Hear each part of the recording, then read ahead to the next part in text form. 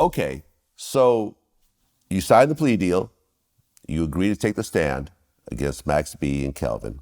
Max does an interview on Vlad TV with his lawyer. So he's like standing behind his lawyer and the lawyer's talking for him, and we'll play a clip from that, where the lawyer basically calls you a prostitute drug addict. Okay.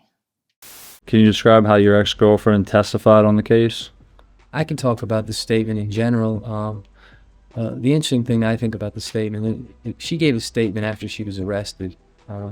She was arrested maybe 4 or 5 days after the actual murder occurred, and she gave a statement to the Bergen County Prosecutor's Office, some of the homicide detectives there. And the thing that rings the funniest in the statement to me when you read it, first of all, she admits in the statement itself, basically, that Charlie Wingate never received any proceeds for any type of robbery, any type of murder. She talks a lot about basically how she came to know the individual that she chose to go and rob. She talks about meeting him on the street corner in New York, basically getting picked up almost like a prostitute, it seems to me, going to a hotel room with the guy in New Jersey, going shopping with the guy. And then when she talks about the details of, in her statement, the details of what Max or Charlie's involvement was with the case, I was reading it before you guys came here today just to refresh my recollection. But the funny thing is she tells the police right during the statement itself that while Charlie was allegedly planning this robbery, which of course we deny, and we await today in court when Charlie's finally vindicated and can really get on with his career and press on with his albums and things of that sort. She was high on ecstasy by her own admission. She was drinking Hennessy by her own admission. And it's funny how the police continue to question her about details, and she tries to go into details about what kind of conversations occurred, where they were, and at the same time telling the police that she had literally just dumped or taken ecstasy pills, and that she was high, and that she can't remember certain parts of the events that actually occurred. And then the police keep pressing her for details about what happened, which to me is in and of itself makes her statement unbelievable and disbelievable from that day, let alone anything she says from that day forward when she tries to cut a deal to save, from going to jail for life. So essentially, they lay out the strategy to try to discredit you in terms of you taking the stand. Okay. So the trial actually starts, and the state lays out a theory that Max and Kelvin conspired to rob Alan, and that the killing of Taylor was a foreseeable result of an armed robbery. You take the stand. And when you take the stand, you basically lay out key elements that the state needed to convict both of them. You said that Max reacted to learning about the cash that Alan had, and he was going to go get him. You said that Max called Kelvin, met with him, and instructed you to take Kelvin to the hotel. You said that Kelvin showed you the gun and the duct tape and the gloves, and you laid out the actual home invasion style robbery and tying people up and so forth. How did you feel when you took the stand and had to lay out the whole story right there with Max and Kelvin looking at you? I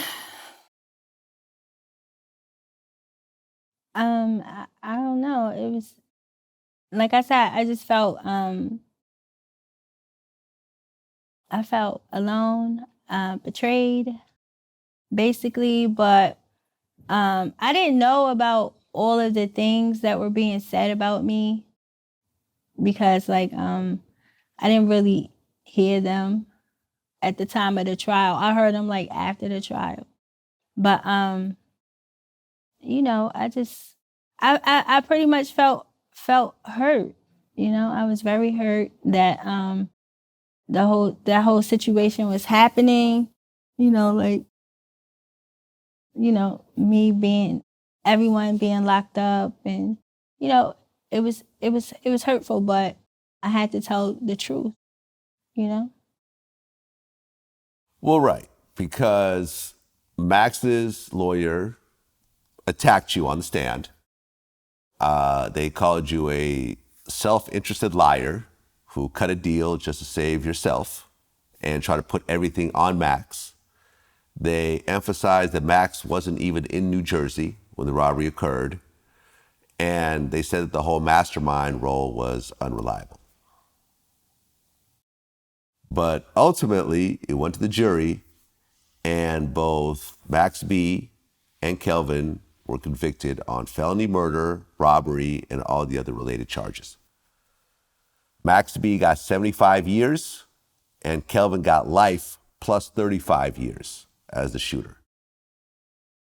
When you heard that they were both found guilty, what did you think?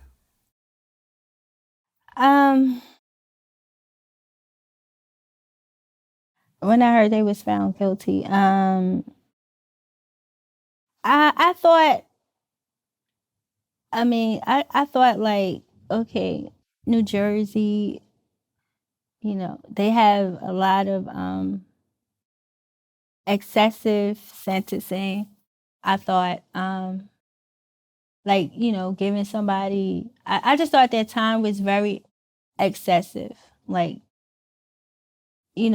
I just questioned the whole justice system as far as time. But life plus 35 years is a long time to give someone. And people should be able to be rehabilitated and make it back into society. That's what I think. But I basically thought that the time was excessive. But at the end of the day, I told the truth. So I did feel relieved that the truth was out. That